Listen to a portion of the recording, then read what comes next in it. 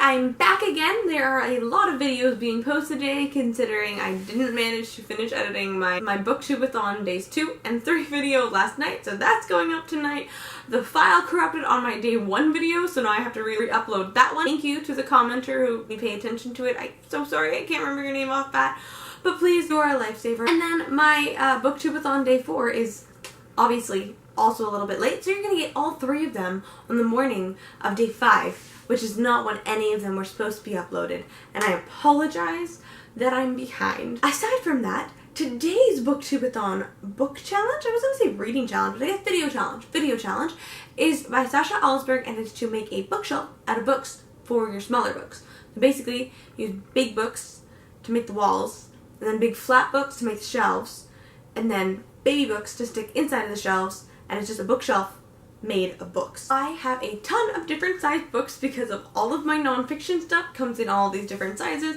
My little $6 like discount ones from Indigo were all like little babies, but then also you got the big picture nonfiction, and I'm very excited because I feel like I can actually make an entirely history-based, I'll take that back, a mostly history-based bookshelf full of books that are also the history books. Yeah, let's hop right into that. Okay, so I couldn't find only historical books, so instead I've added a bunch of hardcovers that are either historical fiction or historical fantasy. That way I feel like I'm still keeping with my theme, so I'm going to use these ones as the walls. These ones will be the shelf bits, and then these ones will be the books for the shelves. So I guess I will keep going until I run out of ability to use these ones, and I guess we'll see how it goes.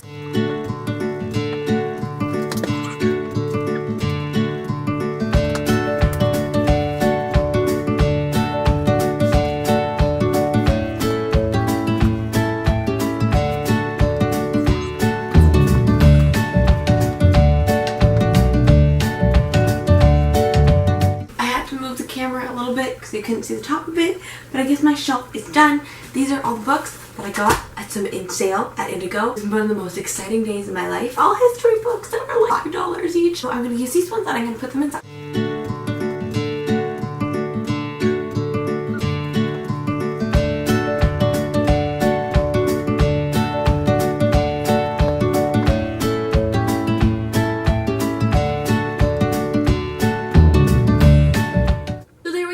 History-laden bookshelf of bookshelf. So that is my very history-laden bookshelf of books. I'm pretty happy with how it turned out, mostly, again, because of the history thing, and again, I don't know why I'm so excited about this. Either way, that is that. I was gonna update you guys on my reading, but unfortunately, just like I had no time to edit last night, I hardly had time to read after the update that is seen in the day 2/3 that got uploaded about like 10 minutes ago. So I will give a little bit of what I can though. So back on to Royals by Rachel Hawkins. Last night I was about halfway.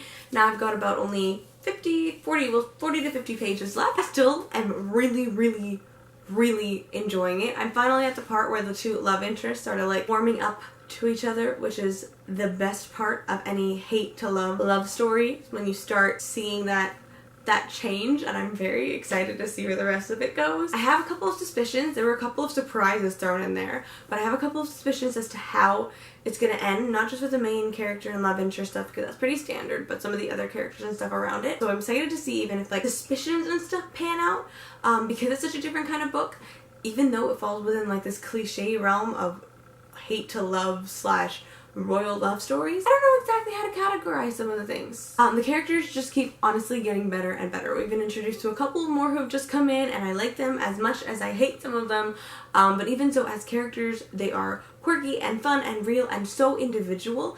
And then Daisy, I think I mentioned her in last night's video too, but I just love Daisy so much. She's quirky and not afraid to be herself, but then she's also kind of lacks this self-confidence, or rather self-surety, because she second guesses everything since it's a totally new territory, and she can keep making the wrong move, but she just bounces back from it. But then no matter what, even when she shouldn't, she can't help from being herself, and even though it makes a mess of things, I think it's actually really fun to see somebody who isn't concerned with being anybody or trying to pretend anything, especially in a situation that's full of pretending to be anybody other than herself. Moving on to book number 2 that I told you guys last night 10 minutes ago, we have The Witch Doesn't Burn. In this one, by Amanda Lovelace, I said last night that hopefully I would get into it more as after I read it. Hopefully I would finish it last night as well, obviously I didn't do that. The thing is that I don't actually have very many more stickies. I think I have one more sticky than I did last night, so there's something about it that's just not speaking to me or that I'm not getting. The meanings are very profound, but I think there's a level of relatability that I'm missing, that I'm just not connecting with some of what the poet has gone through or the poet is speaking about. Again, I am hoping for the last chapter. I've read some reviews and stuff on Goodreads that said in her last book, the last chapter was more of a universal thing. So rather than individually things that she struggled with and her friends have struggled with, but more so something that can relate to pretty much everybody and growth from an issue or how to deal with an issue, that kind of thing. So I'm excited to see what the last chapter will hold, to see if things will not shape up, make it sound like a novel, but if I can endear myself a little bit more towards it. I think it's just on a personal level, I'm sensing a little bit of this disconnect. For poetry or less like focused on me connection level, I can definitely see why this one's a hit. So we will see how the last chapter goes and see if it'll like hit me here as well. And then something a little bit new is I've decided that the next book that I'm going to read for the BookTubeAthon is going to be Famous Last Words by Katie Allender. This is the ghost one that I was freaking out about, so I'm choosing it right after all my happy-go-lucky contemporary stuff because it means that I can read it at work tomorrow.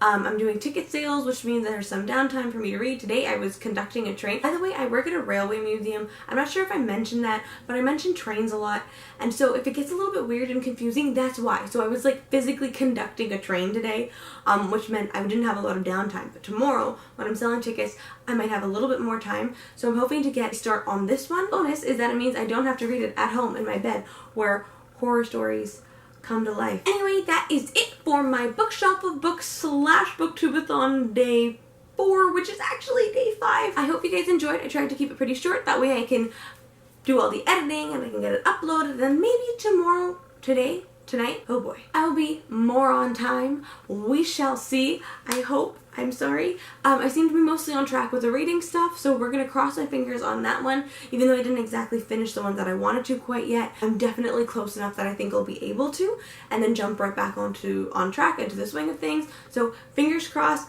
holding out hope. I guess other than that, I am done. I will bid you all a good night because it is like going on midnight or 1 a.m. Yeah, it's late. I'm going to edit and then I'm going to go to sleep, and I will see you guys all tomorrow / today. Bye!